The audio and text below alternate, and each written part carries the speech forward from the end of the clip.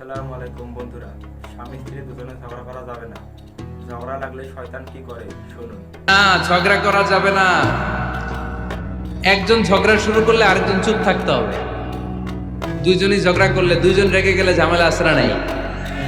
স্বামী রেগে গেলে স্ত্রী চুপ, স্ত্রী কখনো রেগে গেলে স্বামী চুপ, দুইজনই রেগে গেলে তৃতীয় বিশ্বযুদ্ধ। ঠিক কিনা? এজন্য ঝগড়া করতে দেয়া যাবে না।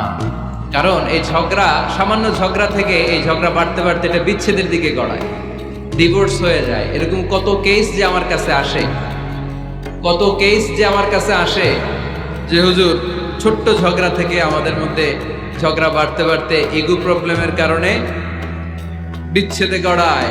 আর এই ঝগড়া একটু শুরু হলে ইবলিশ শয়তানের কাজ হচ্ছে পালে বাতাস দেয়।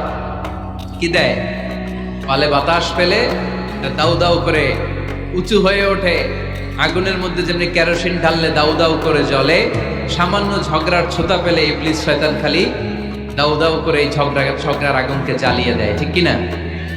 এজন্য ঝগড়া করবেন না, মেহেরবানি করে ঝগড়া শুরু করবেন না। যে কোনো মূল্যে এই ঝগড়াকে থামায় রাখতে হবে। তো ফ্যামিলিতে ঝগড়া অনেক সময় হয়ে যায়, কিন্তু একজন ঝগড়া করলে আরেকজন চুপ থাকতে হবে।